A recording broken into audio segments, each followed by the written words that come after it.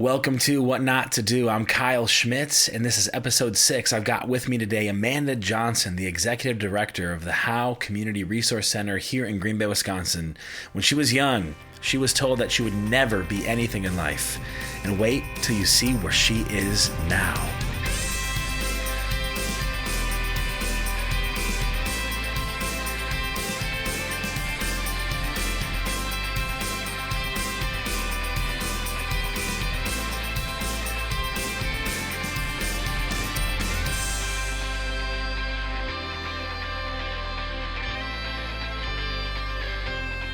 All right, I've got Amanda Johnson. She's the executive director for Howe. Yep, Howe Community Resource Center. Exactly, right. Here in Green Bay, Wisconsin, but you don't hail from here, right? No, I don't. Oh, go ahead. Yeah, so my story's a little different. Walk us through it. Yeah, so I am a military brat, proud military brat. My dad was in the military for 20 years, served with the U.S. Army. I've lived all over the world. I lived in Germany for the large amount of my childhood, for 9 years. And with that was afforded the ability to go to many different countries. So very interesting childhood. And then when I was a sophomore in high school, which is kind of those formative years when you're going to learn kind of adulthood and whatnot, I kind of went from the U.S. Army, where everybody knows everybody and the culture is very wide, to West De Pere, Wisconsin. Nice, there you go. And for anyone that grows up in West De Pere, Wisconsin, knows that was probably quite a bit of a culture shock for me. So I, in my sophomore year of high school, moved here with my family and have actually lived here ever since, but don't necessarily consider myself from Green Bay. Yeah. So just too much of a history. So that's awesome, but enough time to adapt, enough time to blend in and whatnot, which is awesome. For sure. And family in the area, or are they spread out? Yeah, so my mom and dad still live here. They've moved back and forth a couple times, but they live right in Green Bay. I have a brother who lives in California, and he has some children. And then I met my husband about 2 years after I actually moved here, and we've been married ever since. And he's from the area, so he's born and bred in Green Bay, Wisconsin. So that's so cool. Yeah. Fun. So he knows the ropes. He can make it. He knows the ropes. So. And we're sitting, for our listeners who can't see us, we're sitting at Copper State Brewing Co. We're actually drinking some Copper Rock coffee, which is delicious. Well, I should say I am. What are you drinking? I have a nice cold Coke. There you go. I love a warm caffeine boost. Absolutely. Well, cool. So for our listeners who don't know you, kind of sketch out your journey. Again, you're the executive director for a big nonprofit here, but you don't just walk into that role. So kind of start backwards and help us to kind of see, just map that out for us, how you got to where you are today. Yeah, so I think my story is unique. As I said, I moved here when I was a sophomore in high school, and just due to the transition not being the best, kind of didn't really enjoy high school. Barely graduated high school. I think I needed a 1.5 to graduate, and I graduated with a 1.6. Oh. So needless to say, did not immediately go on to college. Worked in various jobs. I worked at the APAC. I worked at daycare centers. I became a CNA for a short 8 months.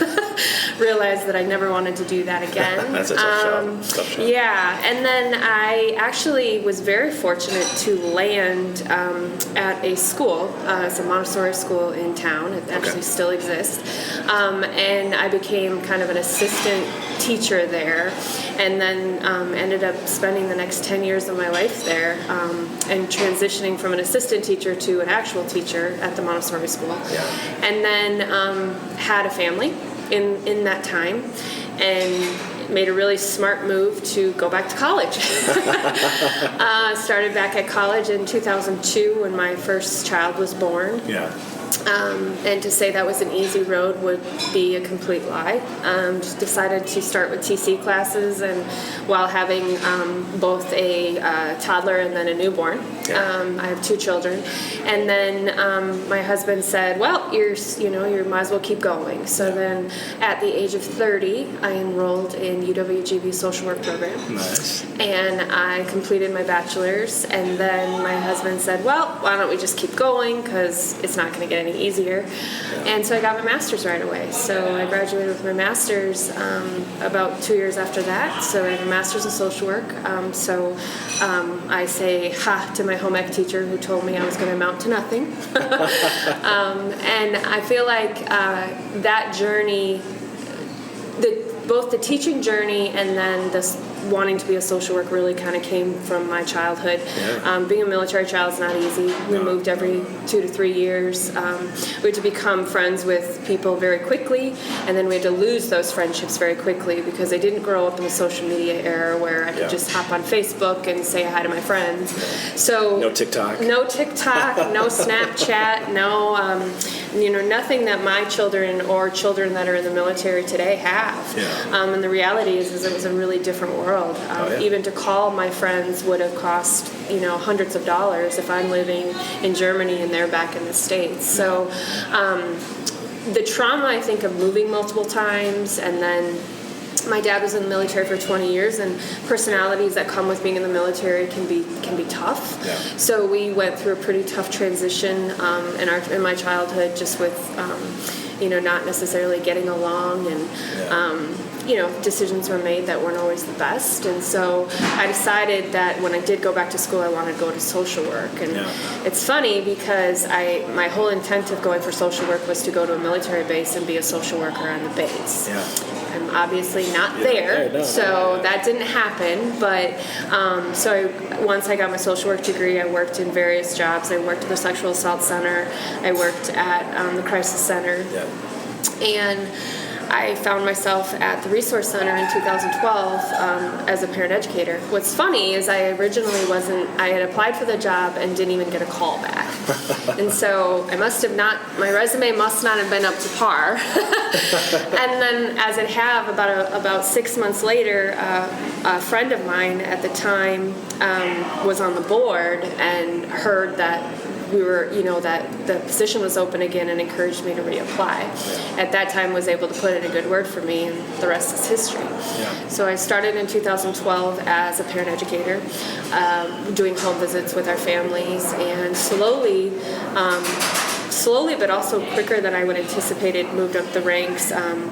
In 2014-15, I was offered a chance to take over the parenting program under the executive director. And then, unbeknownst to me, about 2 years later, I would be faced with the decision to take over the entire agency. So our executive director chose to leave and pursue another passion. And so I had the choice to either stay with where I was at or to try to run the whole agency. And lo and behold, I was chosen to run the agency. I was the interim executive director for about 6 months before I became the permanent executive director. So this is actually my 2-year anniversary was this month. So the journey has been long, and it will continue to be long. But that's where we're at right now. So, Did you ever reach back out to your home ec teacher? Yeah, I did actually. I actually ran into her at the grocery store one day. And I consider myself a pretty empathetic person and can understand. Sometimes people make comments that maybe they will regret later in life. So it felt pretty good to be able to tell her. And I normally don't tell people in the grocery store that I have a master's degree, but in this case, I needed to make sure she knew. I don't know if she remembered me though. It was a little disappointing. And it's amazing though, like, first of all, amazing story, and then secondly, things like that in life, and you take that energy, but you channel it for good, right? For sure. Because not everyone does that. Sometimes people take the bad stuff that comes their way, the things that they can't control, and they let it destroy them. Or they take the energy from that and they move that into destructive habits and a lifestyle. Absolutely. You didn't do that, and this is almost almost getting into what not to do, right? Right. But, you didn't quit either. We've talked about, and with other folks that have been on the podcast, life doesn't get any easier. No. So if you keep waiting, and like your husband said, it's not going to get easier. No. It's not going to get more convenient. Yeah, so if this is what we're going after, this is the goal, then let's do it now, you know. Sure. So well done. Thanks.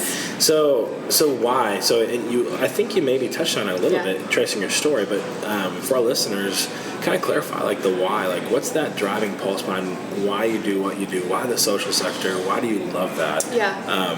And why do you see yourself there long term? Yeah. I believe every person that walks on this planet has potential. Yeah. I believe that potential can be used for the good, or it can be used for the bad. Yeah.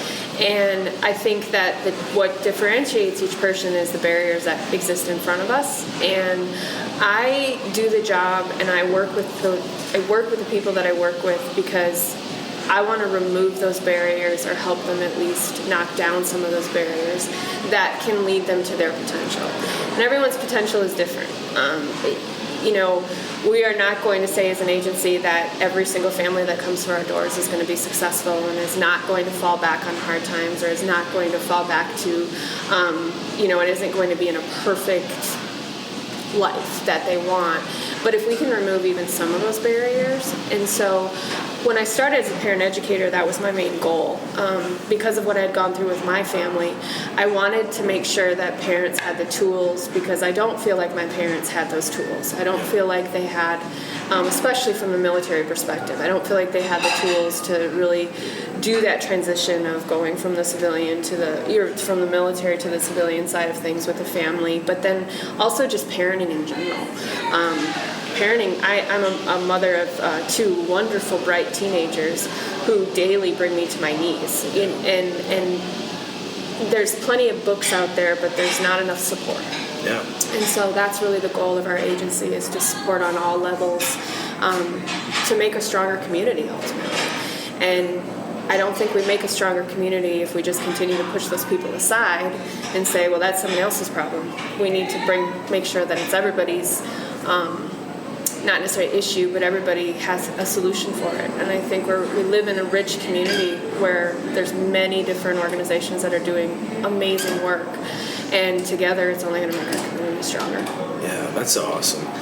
And I mean, it can be so challenging in life. Like, we learn to believe certain narratives about ourselves, whether it's an entire family believing something about themselves or an individual believing a certain storyline about themselves. Absolutely. And it can be so defeating to where they have a hard time thinking that could possibly be a different story. Absolutely. They could possibly turn their life around and make different decisions. Absolutely. And I can see the work that you're doing to help them believe, someone telling them a different story, someone telling them it doesn't have to be like this. Absolutely. Which can be so encouraging and empowering for someone else to come along. Maybe they've never had anyone else in their entire lives come along and say the things that you're able to say to them. Absolutely. Help cast a vision for them that maybe. And we try to do it younger, right? Yeah. We try to work. We work with families prenatal all the way up until the end of 5th grade at this point. Yeah. And so we're trying to get into those families when those children are babies, so they can start seeing the potential that they can have for their child. Because as a parent, we always want better than what we had for our children, right? And so if we don't get them prenatally and we're working with them at the school level, then we're working with those kids to show them that they can break that cycle. Yep. And a lot of our families are in that cycle of poverty where it's generational. They don't know any different. Yeah. And so if we can just show them even just a little bit of that, you can do it and you're worth it, then, statistically on paper, if I would have handed you my story and you saw that I barely graduated from high school and you didn't see the future part, you would probably pigeonhole me immediately and say, well, she's probably, maybe not you personally, but society, if they only saw half of my story, would probably have pigeonholed me into, I bet you she's got a couple kids, I bet you she's probably working a dead-end job, making minimum wage, and she's the one that's going to serve off my welfare, right? And it's until you see that second half of the story, and that's a lot of times what I'll start with when I meet families, and is everybody has a story, right? Everybody's story is different, but like you said, your story is not written. You get to write it your whole life, and you're constantly writing that story, and you're constantly erasing and rewriting and erasing and rewriting. And so the work that we do allows those families to know their story's important. Yep, the history's important, but we can rewrite the future. Yeah. We don't have to have it be like it was. We don't have to continue that cycle. Yeah. And so that's the exciting part, and that's our why. Yeah, and you're really getting at the heart of even this podcast, right? Where you have proverbial parents that are helping that younger generation Absolutely. To not repeat the same mistakes, to go further faster than they could. Absolutely. Which is awesome. So cool. Yeah. Okay, yeah. Great. Hey, this is Kyle. Well done on your decision today to be great. Those are my kiddos in the background. Hey, if you want more of this kind of content, find me on social media. We'll keep the conversation going. You can hit me up on Instagram, Twitter, Facebook, LinkedIn, at StartWithWNTD. Again, at StartWithWNTD. We'll see you there. All right, so let's get into it. This is probably my favorite segment of the podcast because we get into, really things that you've done right, successes, but then we get into things that you've done wrong. And then we're going to look at that, and just like we were just talking about, how can you pass on those lessons to someone else so they can avoid those same failures and mistakes? You're living, breathing that every day in your current role, which is really exciting. So I'm excited to hear what you have to share. But so let's first start with this. As you look back over the course of your career, your own story, your own journey, give us some things that you've done right. Yeah. So I think the first thing I did right is I never let the door stay closed on me, and I never took no for an answer. Yeah. So I barely graduated high school, and so I knew in my heart I was going to go to college. So it might not have been right away, but I knew I was going to go. So I didn't let that define me as I'm just going to be the high school graduate and I'm just going to be okay with where I'm at. Made it harder for me, obviously, but I've never been one to let the door close. And I think sometimes that can be a good thing and it can be a bad thing because I can be seen as stubborn, and I'm sure my husband would agree with that statement. But I don't believe in closed doors, and I don't believe in being told no. And as a result of that, I feel like that's why I'm where I am today. Is I didn't take no for an answer. I didn't take that home ec teachers, and write my story because of what she said. Right. And so kind of that prove them wrong attitude too, I think. Yeah. I think another thing I did right, and it's interesting because you're going to hear it on the flip side, is I was a yes person. Yeah. In every job I've had, I've been that yes person. Yes, I'll go above and beyond. Yes, I will do that for you, even if it's not in my job description. Yes, I will take on that additional responsibilities, even if you're not going to give me the pay. Okay, nonprofit world, we're not in it for the pay, obviously. But I think being that yes person opened up more opportunities for me than not. Yeah. And I think that that's important to, and again, you're going to hear the flip side in a couple minutes, but to get where I'm at today, I had to be that yes person, and I had to be that person that would sometimes sacrifice some things for to be that yes person. Time, maybe my own sanity, maybe my own self-care. And then I think the other thing I did right is I never gave up. Again, stubbornness, is I just don't give up. If you tell me no, I'm going to keep trying. I'm going to think outside the box. We live in a world, in the nonprofit world, where funding is come as you go. It's not guaranteed. A lot of grants can get cut. Private donors can pull, and for no reason whatsoever. And so oftentimes you find yourself, okay, I don't want to do this anymore. This isn't fun. And you just have to you can't give up. You just have to keep going, and you have to make sure that as long as you're still in it and your heart is still in it, right? And you can wake up in the morning and say, this is still my why, then don't give up. Yeah. So those are, I think, the three things I've done throughout my entire life that I would say has led me to where I am today. Yeah, that's awesome. I've heard it said that authority flows to those who take responsibility, who take on that initiative. And oftentimes, you're taking on that extra weight, that extra load without the compensation, but it's a delayed gratification piece. Exactly. And that can flow, and I can maybe guess at the flip side of that. Yeah. And so let's go ahead and pivot into that. So so you did some really things right. You had just a great tenacity, perseverance, in a sense of grit. You took it out. You looked for opportunities to constantly serve, constantly take on more in your respective roles. Sure. But what'd you do wrong? Yeah. So as you're looking back through that journey, what'd you do? So as cliche as this is going to sound, high school... It's cliche for a reason. Yeah, it's cliche for a reason. I had so much more potential than I showed in high school. And I regret not doing well in high school and taking the typical path of you do well in high school and you go to college, because I missed out on a lot. Yeah. I don't have the college stories that a lot of people have, or the friendships that came out of those college stories. Yeah. And it sounds trivial, but yet a lot of people in my life who have those stories, I think it shapes who they are. Yeah. And I have that's missing for me. So anyone listening to this podcast, if you have children or teenagers, or even if you're younger, high school is important. And it's not a make or break. I'm living proof of that. But I could have done better. I was a straight A student in college without much... master's program was hard, but I did okay with minimal, I had 2 kids, I had 2 babies, and I survived. So I imagine I could have done just as well in high school. Yeah. I made a lot of excuses in high school though, right? It's my family life, it's my home life, and so that's definitely, I think, one of the mistakes that if I could go back, I would do differently. So how would you say that? So would you say, as far as telling someone what not to do, how would you phrase... would it be something like, don't give up on education, or don't give up on yourself, or in that? How would you phrase that? I think it's don't give up on yourself. Yeah. And I did. I gave up on myself for probably about 6 years of my life. Yeah. So basically from when I was a sophomore in high school, even until probably 2 years into, my adulthood, I really did give up on myself. And not that any of the jobs that I did aren't important, but I was capable of so much more. Yeah. And I did. I gave up on myself. I think that's a really good way to put it. But it's interesting, because if I changed any one thing, my entire trajectory of my life would have been different. Yeah. I would have never met my husband. I would not have the children I have today.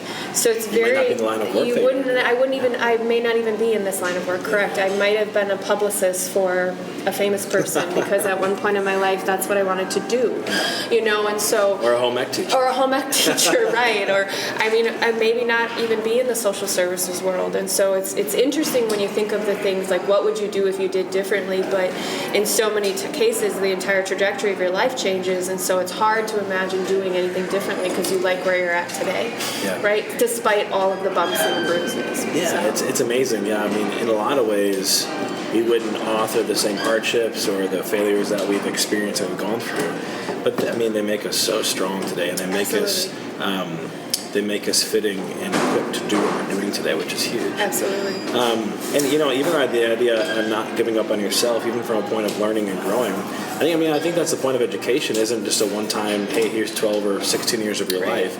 It's really that you're acquiring the tools to continue to learn the rest of your life. Absolutely. And you wonder how many people have given up on themselves today. Absolutely. They've stopped learning. They've stopped actually investing in themselves to get better, to even take on a higher level of mastery in whatever their line of work is, or their respective roles in life.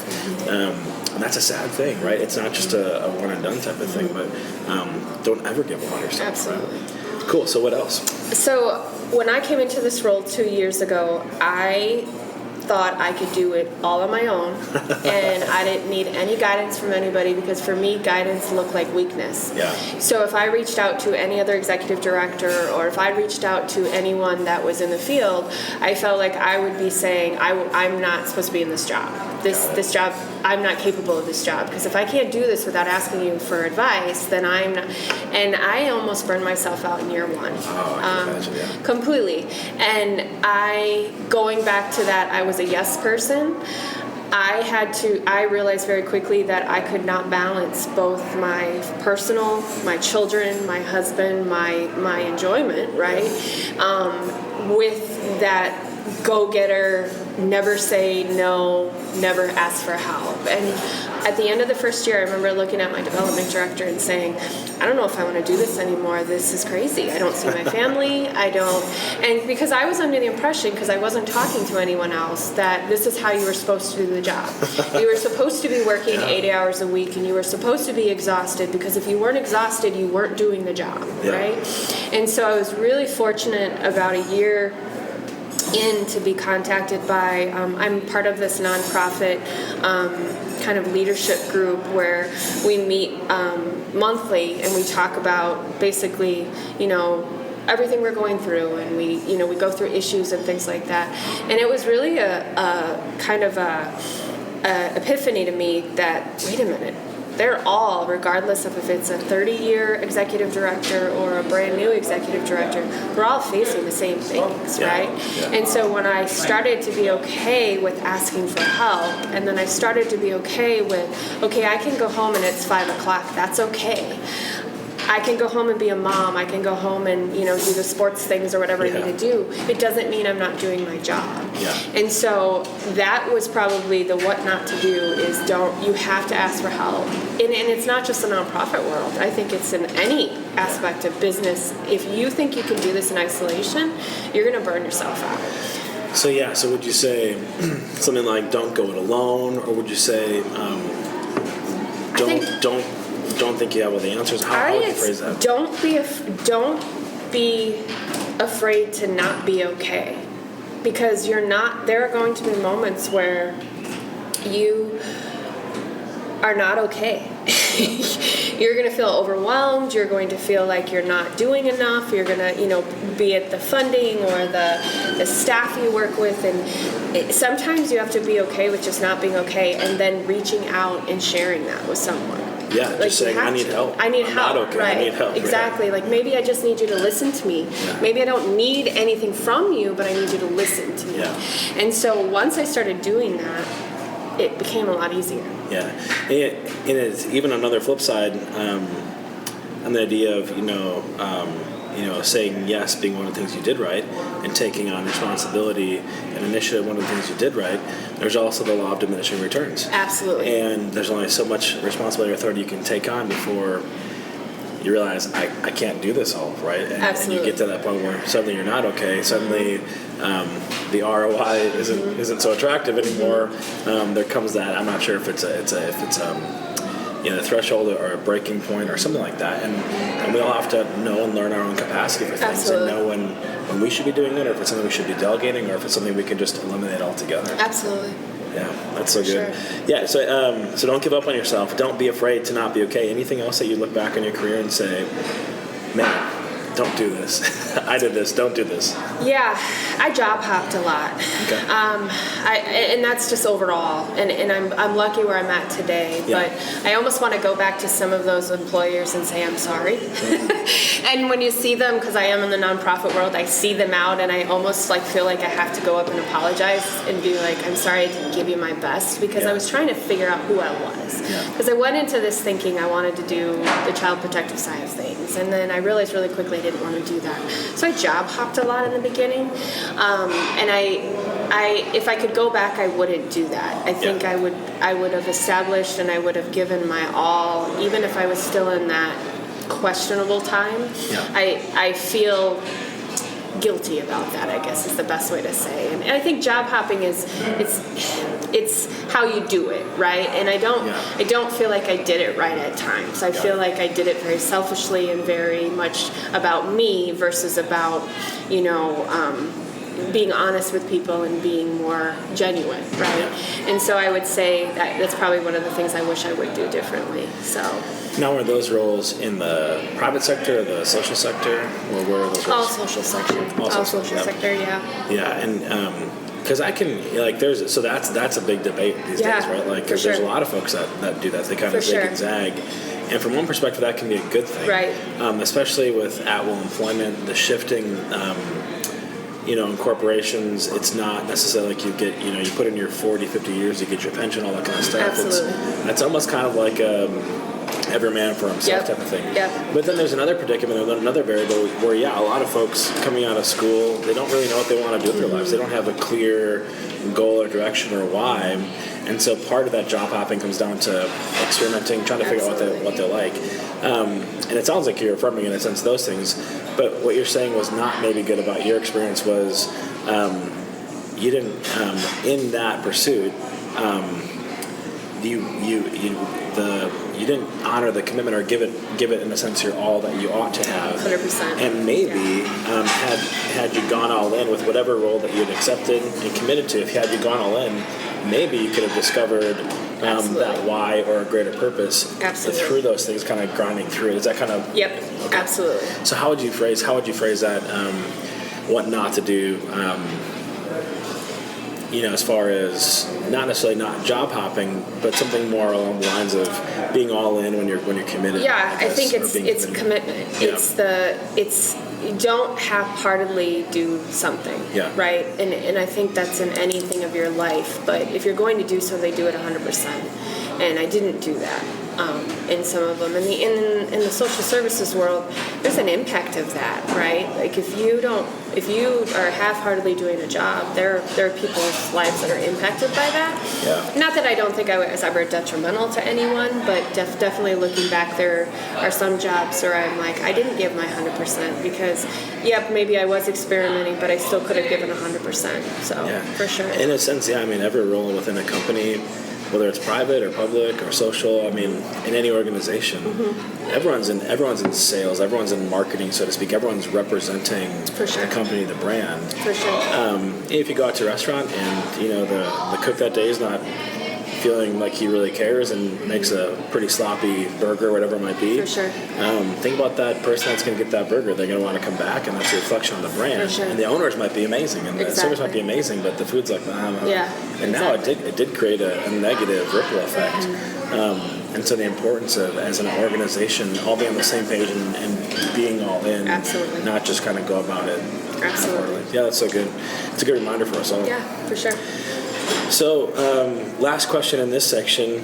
You gave us a handful of things you did right. You gave us a handful of things you did wrong, and really to help us not to do those things, or those that are looking along your path. But if you could go back and do it again, what would you do differently? And again, another way to think about this question would be if someone came up to you, Amanda, and was like, hey, I want to take a similar path to yours, a similar career destination here, kind of my goals. How would you maybe advise them or counsel them to help avoid the same mistakes that you made? I think going on that last point, I would encourage more of the volunteering versus hopping into a job. So there are so many opportunities to volunteer, and I think that's where you can get your is this what I want to do type of answer versus committing to an agency or giving your time to an agency and that agency investing time and money into you. So it definitely encourage, especially in the social services world, volunteer. Go check out multiple different agencies. Almost every agency has opportunities. So if I could do it differently when I started at the social work, I would have volunteered more to get some of those questions answered, and instead of working in the sector and then realizing very quickly that no, this isn't what I want to do. Whereas if I would have just volunteered, the impact wouldn't have been as great. It's a different level of commitment. Absolutely. And it gives you a chance to kind of experiment and kind of test what you like, what you don't like. For sure. Without fully committing in a sense that, could have negative repercussions on the company or the relationship. For sure. And then I think the other thing I would do differently, and this is going to sound, I think, maybe to some people trivial, but because I was so driven and I always have had like just this goal to be successil, is I've never really developed relationships with coworkers or with, I missed out on a lot of that because I was so just kind of eye on the prize type of thing. And I think that in a world that in the world that we live in, social connections are crucial, and I would encourage those to make those connections. You know, you're not always going to be best friends or in every job, but make those connections, because what's the last statistic, how many hours we spend in a job? It's something crazy, right? And if you think of you're actually spending more time at your job than you're spending with your own family, that's where your social connections are going to be met and made. And so make them. You know, don't be afraid to make them, and don't be afraid sometimes to have those social connections, because you can still be really successful and have social connections with people. And I think that's one thing that I feel like I missed out on, because I just always felt like that wasn't what work was for. I was there to get a job done, and I'm successful, but what's to show for that at the end, right? Like, you know, I don't have a lot of social connections. I don't have a lot of close personal friends. And that's that could be a good thing and a bad thing. But I feel like if I would have invested a little more time on that aspect of it, it might have been a different story. Does that make sense? Yeah, for sure. And especially because they're going to be people that are maybe like-minded to you, right? Absolutely. They're going after similar cause and purpose. And what's the saying that, you know, we are the average of the 5 people we spend the most time with? Absolutely. And obviously, work is a huge part of that. Yeah, for sure. And it, like you said, you don't have to be best friends with everyone. Maybe you don't even like everyone. That's fine. But looking for ways to be able to serve, to invest in their relationship, to help them go farther. Absolutely. And realize that in it together, you're part of something greater than just yourself. For sure. Can give you that sense of connectedness, relationships. And then, from there, folks that you might become really close friends with. Right. Well, and I think it also benefit you professionally, because I know there's a lot of the successful executive directors today who, because of those social connections they made through previous employment, they can simply call up and say, hey, you know so-and-so, can you get me a cup of coffee with them, right? I don't have that. Who's got my money? Exactly. Like, I don't have those social connections, so sometimes I have to work harder because of that, because I don't have those people that I can say, you know, and then I run into people that I've worked with, and it's just a very cordial, you know, hi, how are you type of thing. I would never think of asking them for, and in the nonprofit world, that's part of our job, is to connect with people. And so I'm getting better at it, and I happen to work with my best friend, who is my development director. She was the same friend that got me the job in 2012, and we've somehow been able to successfully navigate remaining very good friends while actually being a boss of that friend, right? And so it's a unique situation, and I'm grateful for that, because I think that it also can make your job fun. It can make your job easier when you truly connect with someone at that level. So, for sure, yeah. For sure. That'd be a whole podcast in of itself. Absolutely, absolutely. Hey, so you're still listening, which means you like it? I think so. If you do, share this with somebody else who you think would not only like it, but be helped by it, and join us in our mission to make the world be great. Yeah, so I really like that last section. There's some really good stuff in there. And especially just on the idea of don't give up yourself. We were just chatting a little bit about that, and it's so important. And it's amazing, you know, there's people that come along in our lives that don't let us give up on ourselves. And sometimes indirectly, sometimes directly. Maybe it's a book we read, we've devoured everything by a person, and they've been so formative to us, but we've never met them, you know. Or maybe it's a parent or someone that we know that's really close to us, or a teacher or something like that. Maybe it's someone like the home ec teacher that says one thing, and you take the energy from that interaction that was, in a sense, really negative and destructive, and you channeled it and you made it really positive.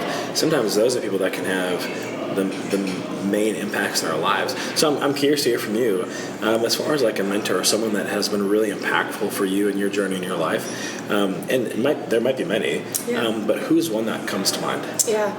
So I shared a little bit that the transition back to the States and civilian life was not necessarily a super positive one for my family.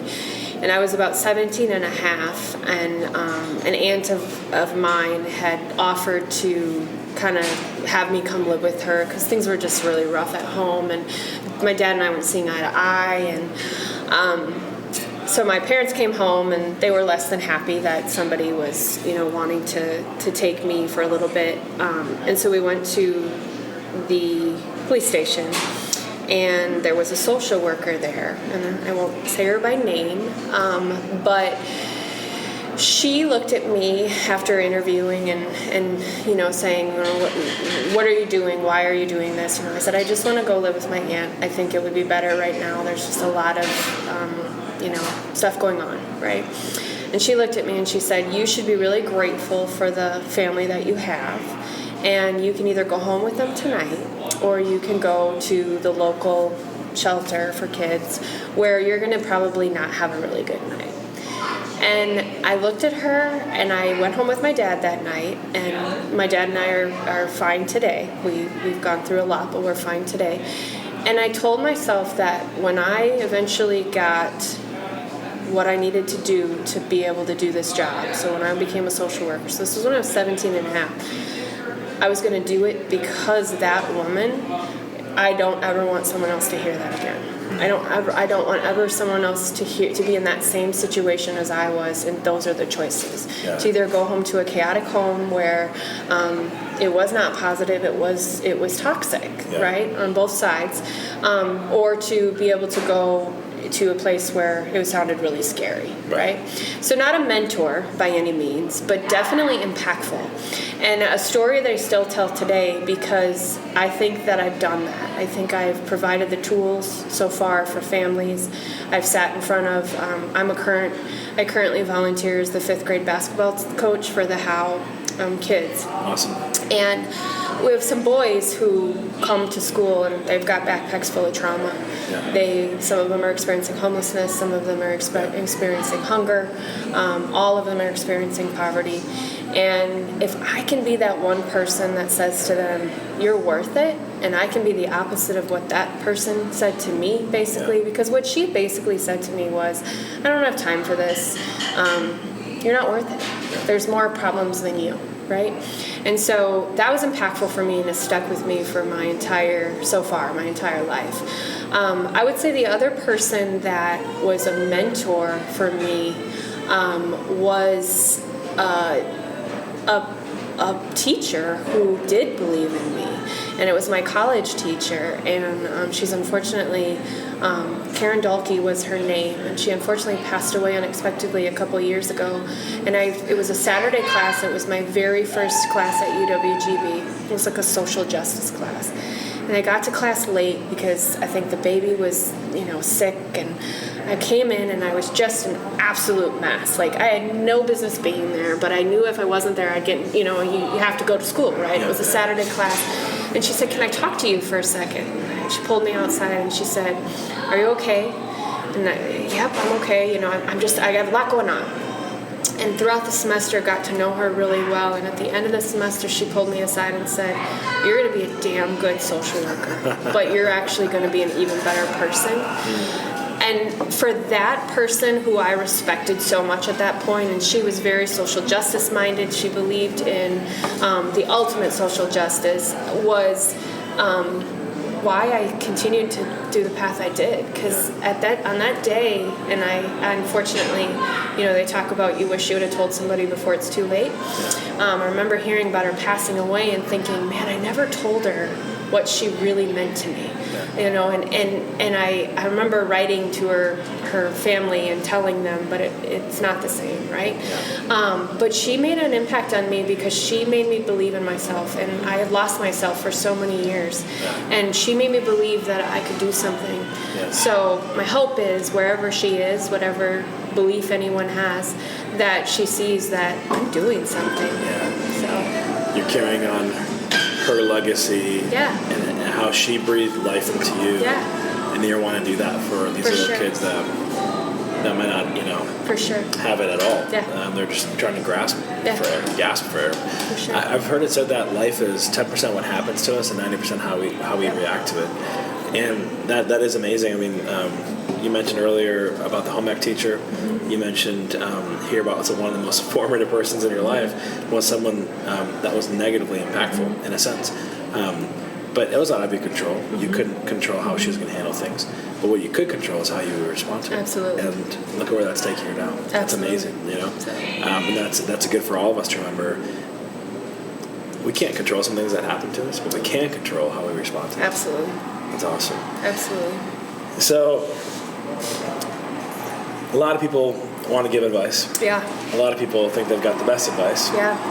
I'm not interested in that. Yeah. I want to know what's some of the worst advice you hear floating around. And it's kind of like, just think about if you were, cranking away at a coffee shop doing some work and you heard someone, over at table 7 say, oh, you should go do this, that, or the other thing. And you're like, just makes you cringe and you want to get up off your chair and just go interrupt the conversation, say, don't do that, Yeah. What's some of the worst advice you hear floating around? Yeah, I think one of the things that you hear, especially with, and I talked to this a little bit about, but is that, being an executive director means you have to be exhausted all the time, and you have to be working, literally till way past everybody else's work. So I've heard it be said that is how you're successful, and it's not. It's not. I think the other thing is, I don't know if it's more of a business advice as much as when I hear somebody say, well, anybody can just pull themselves up from their bootstraps. Just pull yourself from your bootstraps and get down and dirty and get to work. It's not that simple. Yeah. It's not that simple, and there are barriers in front of everybody. Yeah. And so I think from an advice standpoint, when I hear that, I cringe. Yeah. And then, like I said, just that, expect that you're going to be exhausted. Why? Why do I have to be exhausted? Because I don't. I'm running a very successful nonprofit right now. I came out of I participated in a campaign last year and raised $65,000 with the help of my development director in 24 hours. I think we're doing okay, and we're not exhausted, right? So you don't have to be exhausted to be successful. That's what I would say. Yeah, that kind of mindset of just like, keep banging your head against the wall till it breaks, type of thing. And, there can be a time for that kind of grit and perseverance. Absolutely. For sure. But there's also a way to say that it's not just about hard work for hard work's sake. Right. It's also about what's going to be most effective, what's actually going to help us to get there. And sometimes with that leverage, working smarter is more effective. Absolutely. And so like you said, it's not just necessarily black and white. Every situation demands a careful look at things. And we got to just keep pressing forward, and let's just do that. If we got to be smart about how we do, but we got the kitchen crew, hanging out. And right. Hey, they're playing some 90s R&B. Yeah, we're good. That's so good. What's the name of this group? Pussycat Dolls? Yeah, Pussycat Dolls. Yeah, you had me pause there for a second. I wasn't sure. There you go. We're bumping here at Copper State. Exactly. We just need the dance floor. All right, last but not least, it's rush hour in every major city across the world. Internationally, billions of people are hustling and bustling, probably listening to What Not to Do, right? Their favorite podcast. And it's they look up and they see a billboard, and it's your billboard. Billions of people are looking at your billboard right now. What message do they see? Yeah, so I'm going to steal this a little bit because my son went to a camp a couple of years ago at St. Norbert's called Bold Camp, and it was a leadership for kids. And he came home and he said, Mom, I'm going to make sure my dash is important. And I said, what? What are you talking about? And he said, and I think this is my mantra. There's 2 dates that are concrete, the day you're born and the day you die. The dash in the middle is you get to make it whatever it is. And I think that's what I want to be known for, is what was my dash? What did I do between those 2 concrete dates that was impactful, that was more than just me, and that when people think about me when I'm long gone, that dash was impactful enough for them to not necessarily remember my name, but to remember what was the impact I made. Yeah. So I remember hearing that and thinking that's what it boils down to. We die, we live, but we control, like we've talked about this entire podcast. Yeah. What do you control? You can't control the day you're born, you can't control the day you die, but you can control the dash. Yeah, that's good. I've never heard it put like that. I've heard that quote, but so what would you say, what would the billboard actually read? Yeah, she killed that dash. She killed that dash, or would it be like, make sure your dash is important? Yeah, make sure your dash is important, or make sure your dash is impactful. Make sure your dash don't waste your dash. Don't waste your, there you go. I think that's perfect. Don't waste your dash. Don't waste your dash. Because it's short, right? It's really, in the grand scheme of time in life, a short dash, and don't waste it. I like that. Don't waste your dash. Don't waste your dash. That's what I'm gonna put that up at work. I like that. Well, we all have a dash, right? We do. And it's important. And again, it gets back to the heart of the podcast here. It's don't waste your dash. We don't want others to waste their dash. So any way that we can help them to be successful, whatever their journey, their goals, their endeavors are, like we want to help them that to make the most of it. Absolutely. And I think about doing that. It's like it's like building a building. If you're laying each layer of bricks. Well, if you put down a layer of bricks just to take it off again, you're never going to build the building, right? And I think just like for human society, I think this is a picture of what we're trying to build in community, and we're really standing on the shoulders of others that have gone before us, and we're laying on top of their work, their foundation. The point is that we can actually complete that building and keep on building another layer, not having to start over every generation or in every endeavor. And so important. Don't waste your dash. You heard it. I like it. Well, Amanda, this has been so good. Yeah. It's such a helpful conversation, and I really hope others are helped by it too. So thank you so much for your time. Yeah, thank you. Okay, so I came away from that conversation with Amanda absolutely moved. I mean, I don't know about you. I've never had someone in my life tell me I will never amount to anything. I mean, have you?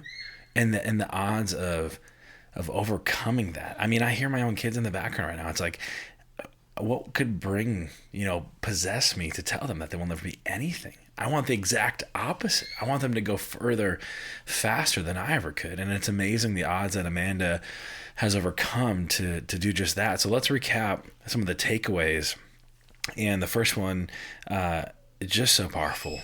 Don't give up on yourself. Don't give up on yourself. Change the narrative. Change the story.